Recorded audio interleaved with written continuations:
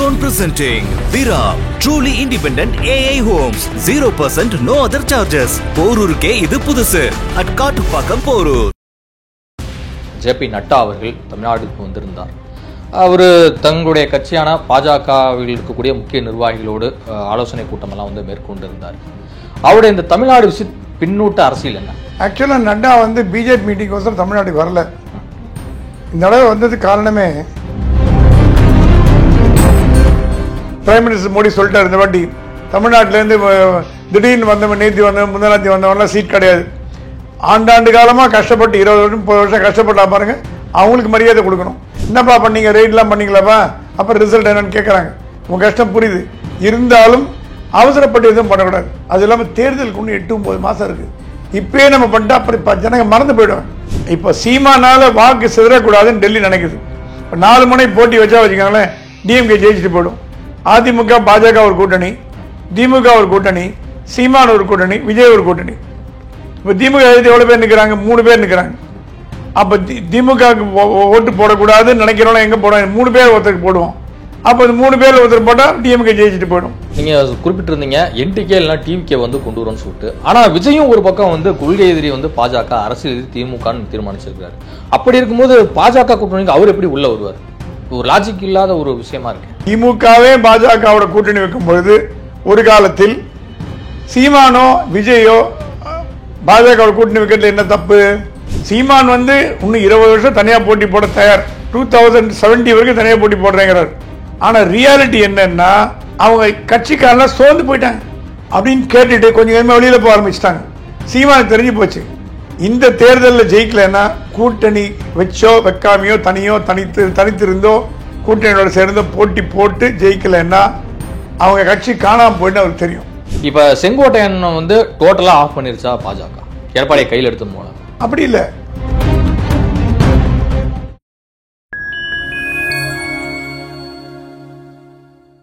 Fine time media நேயர்களுக்கு வணக்கம். நான் உங்கள் சங்கீத் குஹன். நம்ம சிறப்பு நிகழ்ச்சியில் நம்மோடு இணைந்திருக்கிறார் மதிப்பிற்குரிய மூத்த பத்திரிகையாளர் திரு பிரகாஷம் சுவாமி அவர்கள். வணக்கம். வணக்கம். சமீபத்தில் பாஜகவின் தேசிய தலைவரும் மத்திய மருத்துவம் மற்றும் மக்கள் நல்வாழ்வுத்துறை அமைச்சருமான ஜேபி நட்டா அவர்கள் தமிழ்நாடுக்கு வந்திருந்தார். அவர் தங்களுடைய கட்சியான பாஜகவில் இருக்கக்கூடிய முக்கிய நிர்வாகிகளோடு ஆலோசனை கூட்டமெல்லாம் வந்து மேற்கொண்டிருந்தார். அவருடைய இந்த தமிழ்நாடு பின்னூட்ட அரசியல் என்ன? ஆக்சுவலாக நட்டா வந்து பிஜேபி மீட்டிங் கோசம் தமிழ்நாட்டுக்கு வரல. இந்த தடவை வந்தது காரணமே தர்மபுரம் ஆதீனம் நடத்தின சைவ சமய மாநாட்டில் கலந்துக்கும் கோல்டன் டெம்பிள்னு வெள்ளூர் பக்கத்தில் பொற்கோயில் இருக்குது, அது 2க்கு போகிறதா வந்தார். அது 2 மீட்டிங் தான் அவரோட அஜெண்டாவில் இருந்தது. சரி, தமிழ்நாட்டுக்கு வரனால கட்சியை பார்க்காம போக முடியாதுன்னு சொல்லிட்டு ஒரு மீட்டிங் போட்டார். ஆக்சுவலாக அவங்க கோர் கமிட்டி மீட்டிங் அன்றைக்கி பண்ணுறதா இருந்தது. இவர் வந்த ஜேபி நட்டா வந்ததுனால அந்த கோர் கமிட்டி மீட்டிங் வென்யூ மட்டும் மாற்றி எஸ்ஆர்எம் ஹோட்டலில் போட்டாங்க. வேறு எங்கேயோ பண்ண வேண்டியது மீட்டிங், அது கோர் கமிட்டி மீட்டிங்.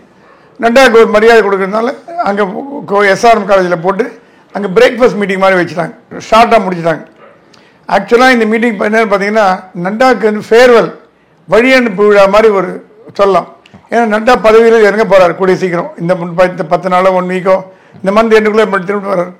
ஸோ நட்டாவுக்கு வந்து ஒரு வழியனுப்பு விழா மாதிரி வச்சு ஒரு ஃபேர்வெல் மாதிரி கொடுக்கலான்னு கோர் கமிட்டி மீட்டிங் போட்டது. அந்த மீட்டிங்கில் நட்டா சொன்னாராம், நான் வந்து கட்சி தலைவராக இதான் வருது கடைசி தடவை, அடுத்த தடவை தமிழ்நாட்டுக்கு வருவேன், மந்திரியாக வருவேன். ஆனால் கட்சி தலைமைங்கிற பொறுப்பு இனிமேல் எடுத்துக்க முடியாது. ஏன்னா வேறு ஆள் ட்ரை பண்ண போகிறாங்க, வேறு ஆள் போட போகிறாங்க. ஸோ கடைசி தடவை உங்களெல்லாம் பார்த்து நீங்கள் முன்னாடி எங்களோட ஒர்க் பண்ணது ரொம்ப சந்தோஷம், நம்ம நல்ல திறமையாக ஒர்க் பண்ணீங்க, உங்களோட திறமை எனக்கு மேலே பெரிய எனக்கு நம்பிக்கை உண்டு. வருங்காலத்தில் தமிழகத்தில் பாரதிய ஜனதா கட்சி ஆட்சியை பிடிக்கும் நம்பிக்கை எனக்கு உங்ககிட்ட வருது எனக்கு அப்படின்னு சொல்லிட்டு நேராக நாங்கள் நல்ல புது தலைவர் அவர் கூட இணைந்து செயல்படுங்க, அதிமுகவோட இணைந்து செயல்படுங்க. நம்ம கூட்டணி உறுதியாகிடுச்சு, கஷ்டப்பட்டு கூட்டணி அமைச்சிருக்கோம். கூட்டணி கெடுக்கும் வேலையில் எந்த வேலையும் ஈடுபடக்கூடாது. சோஷியல் மீடியாவில் எழுதுறது, அது பண்ணுறது, இன்டர்வியூ கொடுக்குறது, பத்திரிகை பேட்டி கொடுக்குறது, டிவி பைட் கொடுக்குறது, கூட்டணி பற்றி பேசக்கூடாது.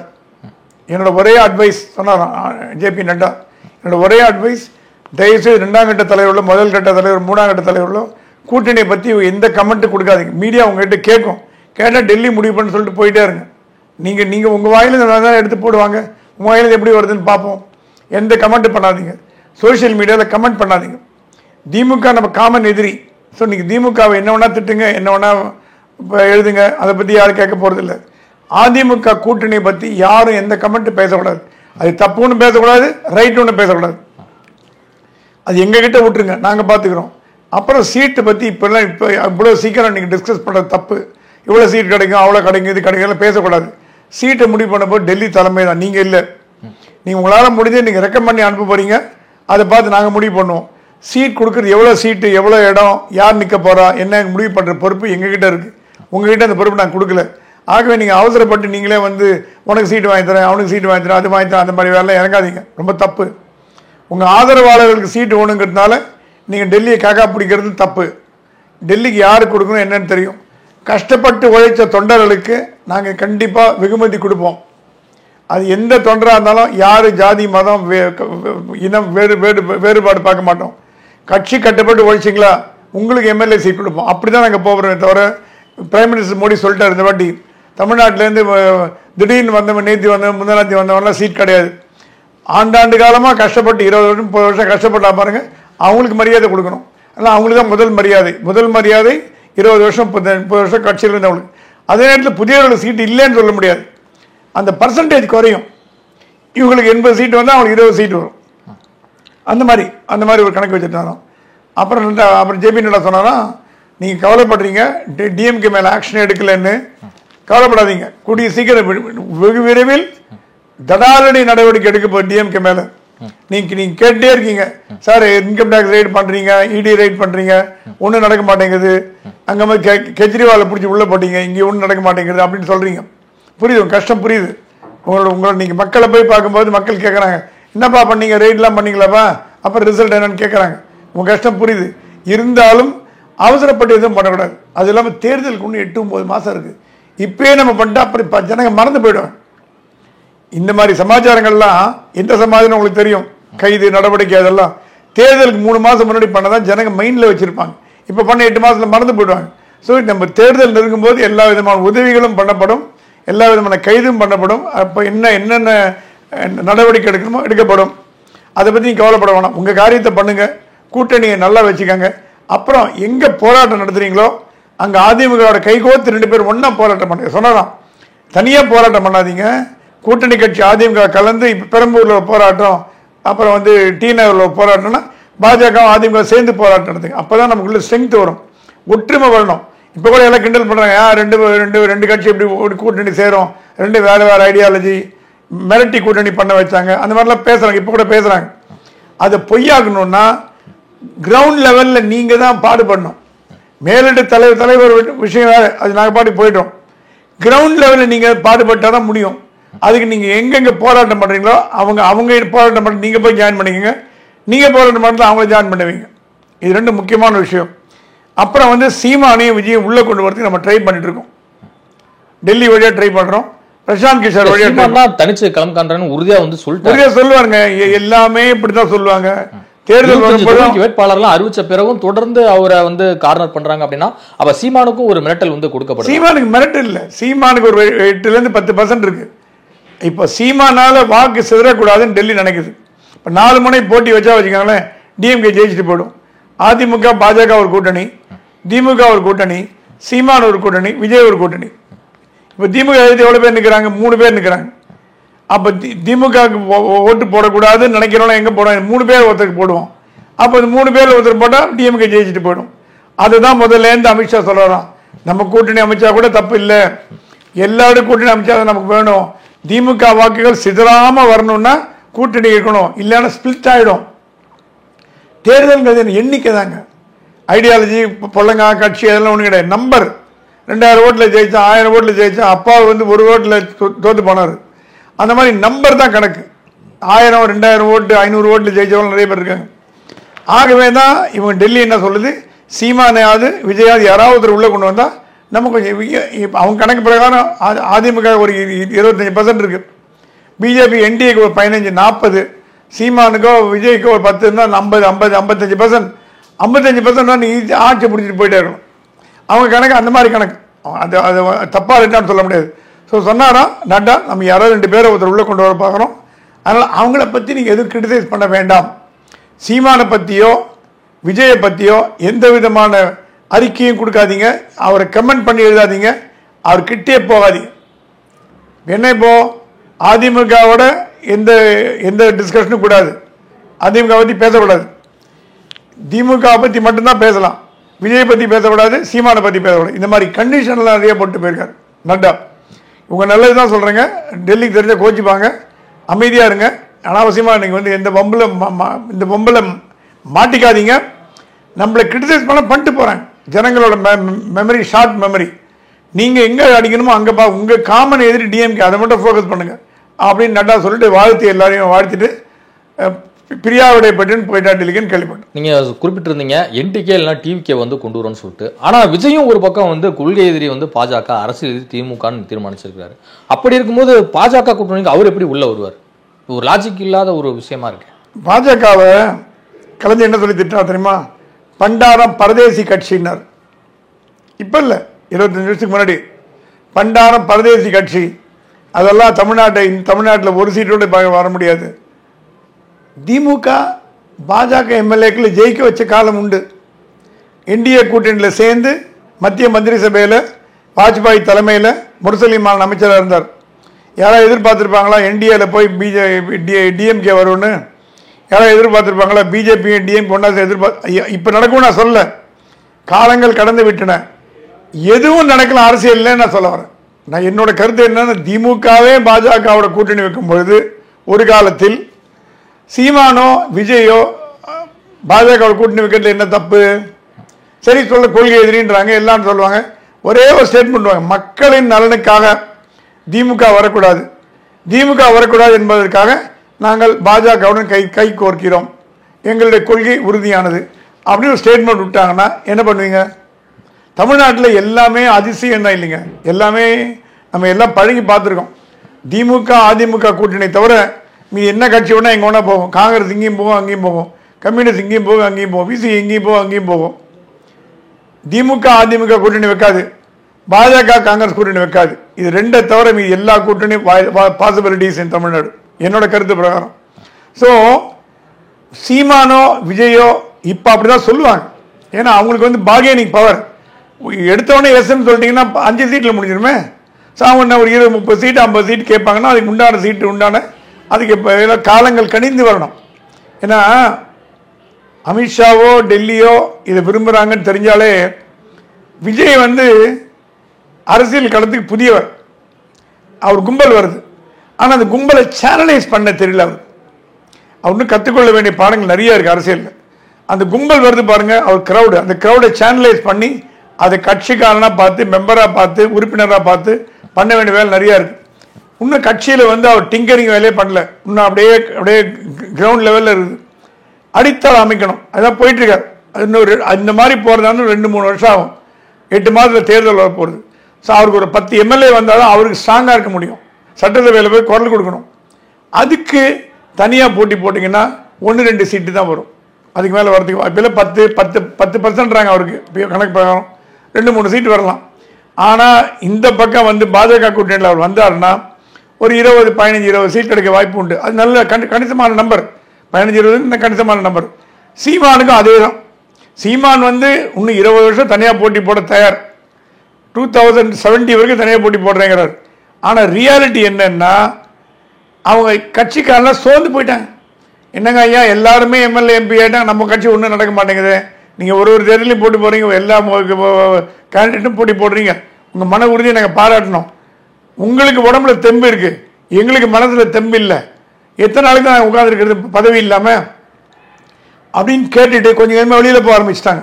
சீமானுக்கு தெரிஞ்சு போச்சு, இந்த தேர்தலில் ஜெயிக்கலைன்னா கூட்டணி வச்சோ வைக்காமையோ தனித்திருந்தோ கூட்டணியோட சேர்ந்தோ போட்டி போட்டு ஜெயிக்கலைன்னா அவங்க கட்சி காணாமல் போயிட்டு அவருக்கு தெரியும். கட்சி காணாமல் போனோமா பாஜகவோட கூட்டணி வைக்கணுமா? அவருக்கு முன்னாடி உள்ள கேள்வி 2 தான், 2 கேள்விகள் தான். கட்சி காணாமல் போனோமா பாஜகவோட கூட்டணி வைக்கணுமா? எதுங்கிறது அவரே முடிவு பண்ணுவார். அதுக்கு அந்த திறமையும் இருக்குது, சாமர்த்தியம் இருக்குது, அந்த நாலேஜ் இருக்குது அவருக்கு, அவர் முடிவு பண்ணுவார். என்னை பொறுத்த வரைக்கும் அவர் வந்து கூடிய சீக்கிரம் ஒரு 4-5 மாதத்தில் பாஜக கூட்டணி பக்கம் வந்து கூட்டணிக்கு பலம் சேர்ப்பார்னு நான் நம்புகிறேன். பொதுச் செயலாளர் பதவி வந்து செங்கோட்டையனுக்கு வழங்கப்படும் அப்படின்னு ஒரு விஷயத்தில் என்னுடைய நேர்காணலில் வந்து சொல்லியிருந்தீங்க, எடப்பாடி சம்மதிக்கல அப்படின்னா. இப்போ செங்கோட்டையன் வந்து டோட்டலாக ஆஃப் பண்ணிருச்சா பாஜக, எடப்பாடியை கையில் எடுத்து மூலமா? அப்படி இல்லை, எடப்பாடி ஒத்துக்கலைன்னா செங்கோட்டையனை வச்சு ஒரு கேம் ஆடலான்னு பாஜக பார்த்தது. ஆல்டர்னேட்டிவா. ஆனால் செங்கோட்டையனுக்கு பதில் எடப்பாடியை ஒத்துட்டாரு, கூட்டணிக்கு ஒத்துட்டாரு, அக்ரிமெண்ட் சைன் பண்ணிட்டாரு, எல்லாம் முடிஞ்சு போச்சு. இனிமே செங்கோட்டையனுக்கு ரோல் இல்ல, கூட்டணி ஆட்சி இல்ல அப்படின்னு சொல்றாரு எடப்பாடி. கூட்டணி ஆட்சி இல்ல, கூண்ட வீசும்போது அப்ப அமித்ஷா சொன்னது பொய்யோ அப்படிங்கிற ஒரு கருத்து நிலவுது மக்கள் மத்தியில். அமித்ஷா என்ன சொன்னார், கூட்டணி ஆட்சின்னு அவர் சொல்றது வந்து தவறா புரிஞ்சப்பட்டிருக்கு. என்டிஏ கூட்டணி ஆட்சி அது தலைமை தாங்க போறது தமிழ்நாட்டில் அதிமுக தான்.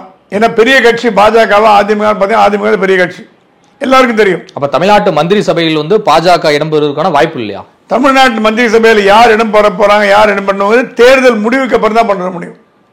234 சீட்ல போட்டி போடுறாங்க, யார் எவ்வளவு வருவாங்க நம்ம இங்கே இப்ப கணிச்சு சொல்ல முடியவே முடியாது. தேர்தலுக்கு ஒரு மாதம் கணிச்சு சொல்ல முடியாது. ஏன்னா ஜனங்களோட மைண்ட் எப்படி இருக்குன்னு தெரியாது. அதிமுக ஜெயிக்கலாம், எவ்வளவு சீட்டு ஜெயிக்கும்?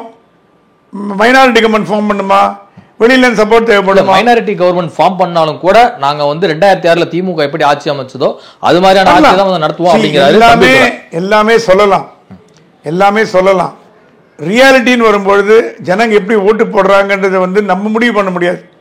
இப்படிதான் போடுவாங்க, மெஜாரிட்டி வரும், அதிமுக ஆட்சி அமைக்கும், பாஜக சேர்த்துக் கொள்ள முடியாது நம்ம சொல்ல முடியாது. ஏன்னா என்ன நடக்க போறது பிடிக்கிறது நம்ம ஜோசியர் இல்லை. ஆகவே நம்ம என்ன சொல்றோம்னா அதிமுகவில் கண்டிப்பா ஆட்சி அமைக்கும், திமுக வீட்டுக்கு அனுப்பும். கூட்டணி இருக்குமா இல்லாதாங்கிறது அப்புறம் முடிவு பண்ணிக்கலாம். கூட்டணி உண்டா, என்ன பொறுப்பு கொடுக்கப்படும், என்ன பதவி கொடுக்கப்படும், இரண்டாம் கட்டம். முதல் கட்டம் திமுக வீட்டுக்கு அனுப்பணும், அதிமுக ஆட்சிக்கு வரணும்.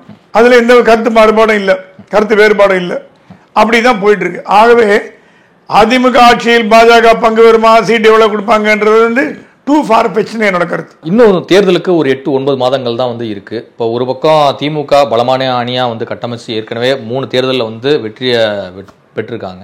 இப்போ அடுத்ததாக பொது தேர்தலுக்கு தயாராகிட்டாங்க, சட்டமன்ற தேர்தலுக்கு. இன்னொரு பக்கம் அதிமுக பாஜக கூட்டணி உறுதியாயிருக்கு. இப்போ சீமான் தனியாக நிற்கிறாரு, நீங்கள் சொல்லும்போது விஜயம் தனியாக வந்து நிற்கிறாரு. ஒவ்வொரு கட்சிகளும் வந்து இப்போவே வந்து தேர்தல் வேலைகளை ஸ்டார்ட் பண்ணிட்டாங்கன்னு எடுத்துக்கலாமா இப்போ இருக்கிற கல சூழலில்? திமுக ஆரம்பிச்சாச்சு வேலையை. திமுக வந்து பல இடங்களில் போய் யார் யார் வீட்டில் இருக்கா, யார் வீட்டில் எல்லாம் சென்சஸ் மாதிரி எடுத்து கோயம்புத்தூர் கொங்கு பெல்ட்லாம் ஒர்க் ஆரம்பிச்சு செந்தில் பாலாஜி ஆரம்பிச்சிட்டார். ஏன்னா தேர்தல் அறிவித்த பிறகு நீங்கள் ஏதாவது கொடுத்தீங்கன்னா அது தேர்தல் விதிமுறை நடத்தை விதிமுறையில் வந்து மாட்டிக்கும். பணத்தை எடுத்துகிட்டு போக முடியாது, கேஷை கொடுக்க முடியாது, குக்கர் கொடுக்க முடியாது, கிஃப்ட் கொடுக்க முடியாது, ஒன்றும் கொடுக்க முடியாது.